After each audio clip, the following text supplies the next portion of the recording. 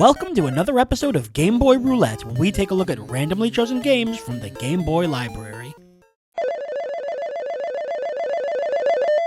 Rolan's Curse. Ooh, what a throwback. Let's turn the clock all the way back to 2016, and the 6th episode of Game Boy Roulette, a little game called Rolan's Curse 2.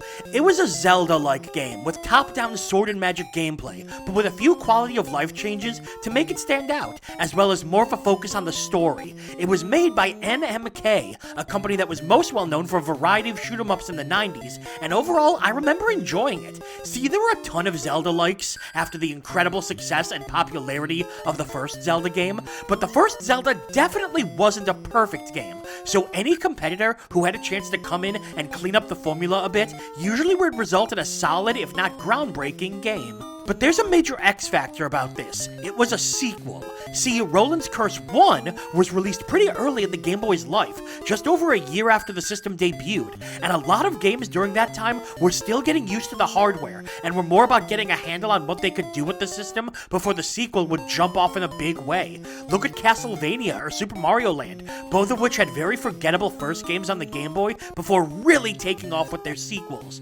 So I'd say there's unfortunately an above average chance that this review ends with me saying just skip straight to Rolan's Curse 2 because it's Rolan's Curse 1 but better. The box art is especially disappointing. It's not bad, but a few cartoony characters going on an adventure just doesn't compare to the second game's incredible box art, which had this super crazy looking dragon. Although I suppose this is probably a bit more accurate to the actual graphics of the game. Was the first game just a setup for the second? Let's get cursed again with Rolan's Curse. That is a very early in the Game Boy's lifespan ident screen. Ooh, but that's a nice title screen, Rolan's Curse. Dig this music, too. Very mystical. Let's do this. New play, 1 to 2 players? Really? Yeah, 1 player. Oh, we are just right in there. Oh, it's already moving a little slower than the original, the sequel. Let's talk. Oh, you brave warrior, please defeat that monster. Where? Who? I don't think this is a monster. I think this is just a well. The creature is ferocious. Man, I really hope the creature's just like a bunny. Is this a treasure chest? I got something. Ow. What does A do? Oh, that was a life up. Okay. Ooh, and that's a permanent life up. So already I am kind of getting the vibes of I already know exactly what this is supposed to be.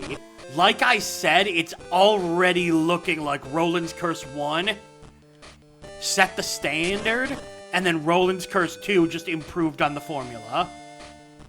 Ninja. That said, you know, graphically, I like this. It's actually, given how relatively early it was in the Game Boy's lifespan, these are some pretty nice tile sets, nice background. Look at the water. That's just quality Game Boy water. I'm just gonna keep going up until I find that must be the creature they're talking about. Well, I'm out of ideas. Attack is not delayed though, which is nice. Oh, I thought this was gonna be a town, but no, this appears to be our first dungeon. Life power. Okay, so yeah, I can get stat ups here too. I mean, it's a Zelda game, so obviously bats show up. Are bats the creature that have appeared the most often in any video game ever? They have to be. Oh, I can't go anywhere here, can I? Hang on, can I fast travel by dying? Oh god, I turned into one giant sperm!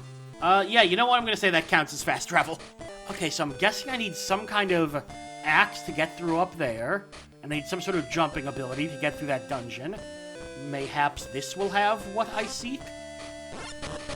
That looks like something I can use to get through places. I mean, it's a pickaxe, but I could probably use that to fell some trees, right? Yes! Come on. Darn it! The cat ran into me. Oh! But it keeps my progress. That's nice. Alright, we did it. Oh god, no wonder the town's afraid of this thing. It can't die. Okay, let's do some more exploring.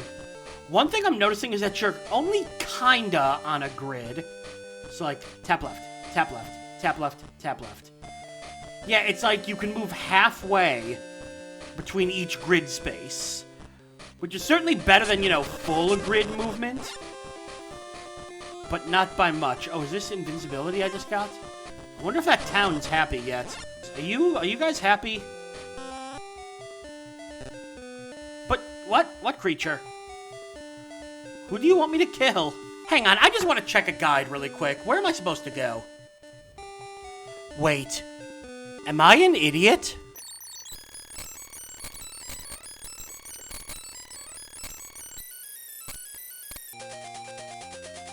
I am. Oh my god, I didn't even check this way. For some reason, I thought this was just, like, showing the cliff. That was all unnecessary. Oh, hi there. I don't hate this game at all. In fact, I kind of dig... Oh god. Go away. I kind of am digging it. It's definitely one of those early Game Boy games that has some real promise and some cool stuff going for it. The problem is... the sequel's just better. Can I? There we go. Looks like there's 4 chapters. Each one is a pretty sizable area, so looks like you can beat the game in a couple hours. Pretty good length, actually. Really good length for the time. So if you're looking for an old adventure game for the Game Boy, yeah, Roland's Curse. However... Wait a sec.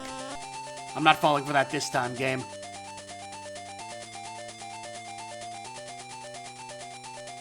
Well, that didn't help. So yeah, the game is good, but the second one's better.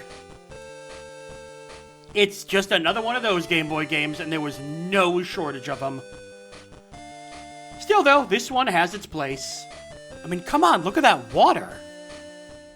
I won't say I told you so, but I will put it in big text on the screen right now. I just had a feeling about this game the moment I saw the release date and remembered how fun Roland's Curse 2 was. As expected, this was a textbook case of a game made early in the Game Boy's lifespan that got a sequel that improves on everything later on. Everything that this game did, Roland's Curse 2 did even better. Better graphics, smoother gameplay, and more in-depth game mechanics to keep things fresh. Looking into it, while the second game features the same characters, it doesn't look like it's important to play the first to understand the second. So it's a case where if you jumped straight to Roland's Curse 2, it wouldn't be a huge deal. So let's now judge this game by its own merits, and in that case, well, to my surprise, the game actually holds up quite well. I made the comparisons to Castlevania and Super Mario Land earlier, but this game has aged way better than them. The grid-based walking was a bit awkward, but far better than some other Zelda-likes I've played, but the rest of the gameplay played well. I enjoyed the exploration aspects of the game, and the combat was simple but functional. All the more amazing that it was done relatively early in the lifespan of the Game Boy, especially when so many other companies were still struggling to create games on the limited hardware. While I do recommend Roland's Curse 2 over Roland's Curse 1, that doesn't mean this game is bad. In fact, I also recommend playing this game as well.